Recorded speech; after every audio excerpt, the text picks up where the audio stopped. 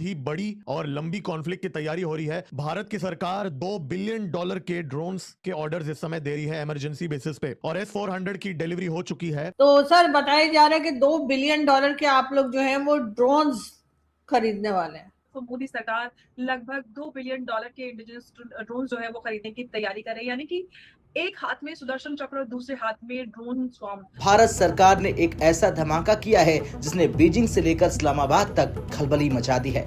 $2 billion यानी करीब 20,000 करोड़ रुपए, ये भारत के इतिहास का सबसे बड़ा स्वदेशी ड्रोन ऑर्डर है। ऑपरेशन सिंदूर के बाद भारत की मिलिट्री थिंकिंग में एक बड़ा बदलाव नजर आ रहा है।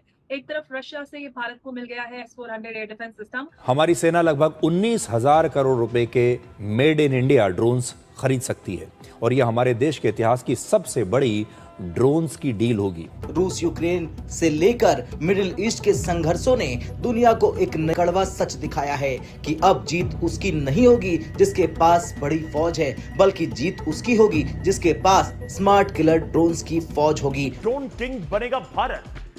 भारतीय सेना भी ड्रोन वॉरफेयर में अपनी ताकत बढ़ाने में जुट चुकी है। भारत अब तक की सबसे बड़ी ड्रोन डील करने की तैयारी कर रहा है। ईरान और यूक्रेन युद्ध ने पूरी दुनिया को यह दिखा दिया कि सस्ते ड्रोन्स भी युद्ध में एक निर्णायक फैसला कर सकते हैं, ये भी बहुत कारगर रहते हैं।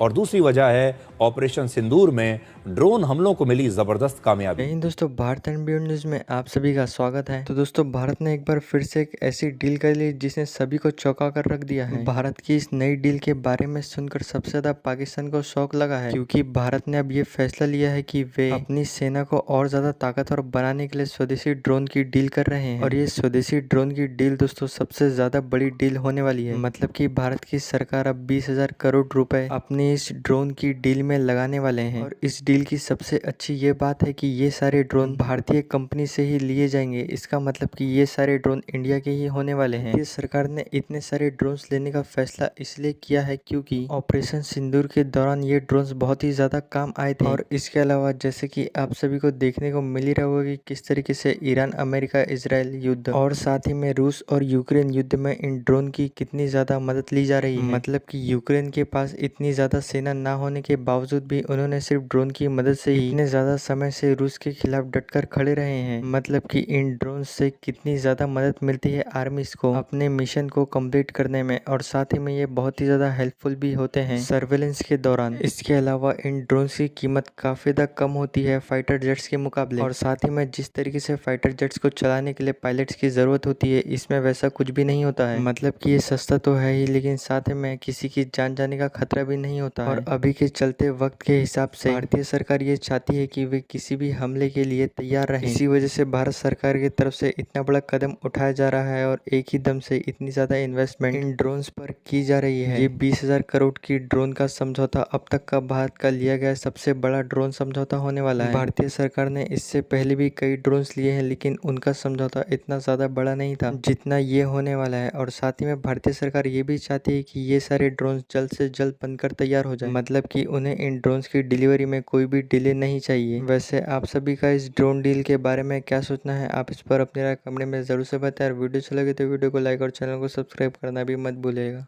तो सर बताया जा रहा है कि $2 बिलियन के आप लोग जो है वो ड्रोन्स खरीदने वाले हैं। क्या वाकई में ऐसा है? इंडिया इन्वेस्ट करने जा रहा है $2 बिलियन ड्रोन्स में। अर्जुन जी, वो न्यूज मैंने पढ़ा, उसमें ये तो दिया नहीं है कि कहाँ से खरीद रहा है।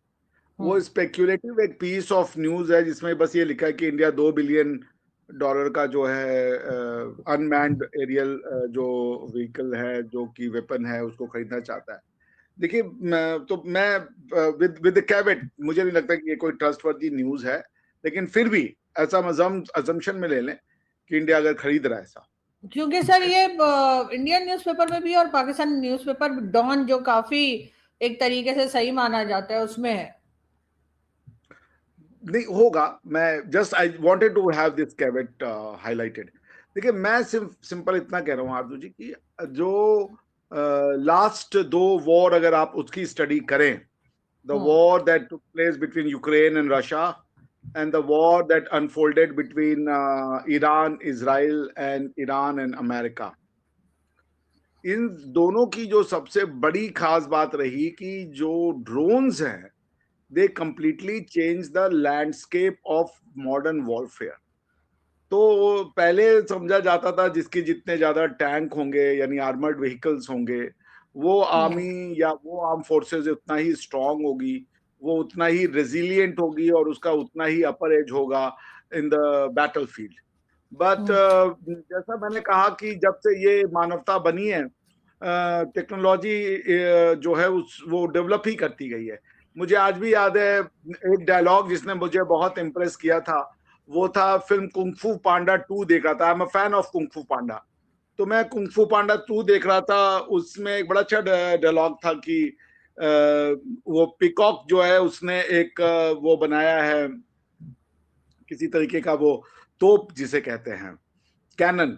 तो वो कहते हैं कि how can I defeat something which is not a martial art.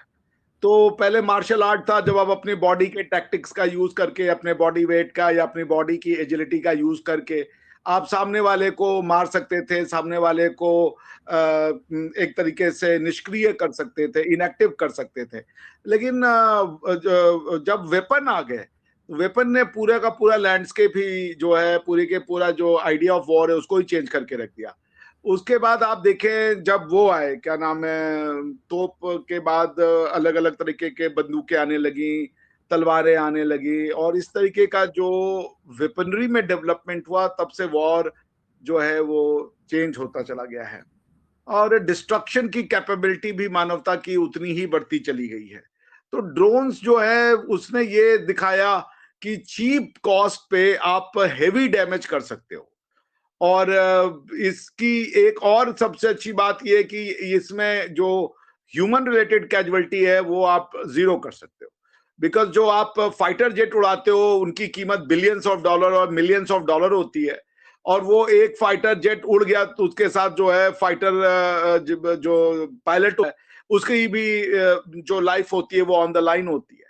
तो अब जो है ये जो ड्रोन्स हैं इन्होंने इस एबिलिटी को तो आगे ला दिया जिसमें कि आपको कोई ह्यूमन लाइफ का लॉस नहीं होगा, प्लस आपको इनको ऑपरेट करना भी बहुत इजी है, ऑटोमेटेड है, ये खुद ही लॉक एंड डिटेक्ट कर सकते हैं टारगेट को। ऑल्दो एक इंटरनेशनल लॉ में ये बहुत बड़ा मुद्दा बना हुआ है कि रिस्पॉन्सिबिलिटी किसकी होगी, जो वॉर क्राइम्स हैं या जो लॉ ऑफ वॉर्स हैं उनका फिर क्या होगा। क्योंकि पहले ये होता था कि भाई जो लॉ ऑफ वॉर है उसका बेसिक जो आइडिया था वो था principle of distinction and principle of proportionality. तो प्रिंसिपल ऑफ डिस्टिंक्शन में था कि कॉम्बटेंट और नॉन कॉम्बटेंट के बीच में डिस्टिंक्शन होना चाहिए और कॉम्बटेंट की ये ड्यूटी थी कि वो अपने आप को हमेशा जो है डिस्टिंक्ट करे, इसीलिए वो एक यूनिफॉर्म पहनता है, अपने वेपन्स को ओपन में लेके चलता है ताकि वो पता चल जाए कि वो कॉम्बटेंट है। तो इस तरीके के जो उसमें फिर यदि कोई गलती करता था, नॉन कॉम्बटेंट को मारता था तो फिर वो वॉर क्राइम होता था। अब ये तो अगर एक मान लीजिए ड्रोन ने अगर गलती की, उसने किसी कॉम्बटेंट की जगह नॉन कॉम्बटेंट को मारा तो वो किसकी रिस्पॉन्सिबिलिटी होगी, क्योंकि वो तो खुद ही ऑटोमेटेड है, वो खुद ही उसके में जो पिक्चर्स और ये जो भी है वो एनालाइज करके वो डिसीजन लेगा कि हमको इस टारगेट को अटैक करना है। तो ड्रोन वॉरफेयर में नई चैलेंजेस है, उसके कई प्रॉस हैं, कई कॉन्स हैं, तो भारत भी इसको अंडरस्टैंड करता है। तो अगर वो ड्रोन्स के दिशा में आगे बढ़ रहे हैं कि हमें और ज्यादा ड्रोन्स को अक्वायर करना है, बिकॉज कि अगर कल को कोई इवेंचुअलिटी हो जाए, खासकर जब आपके दोनों साइड में हॉस्टाइल नेबर हों, पाकिस्तान और चाइना, तो India needs to be on its toes all the time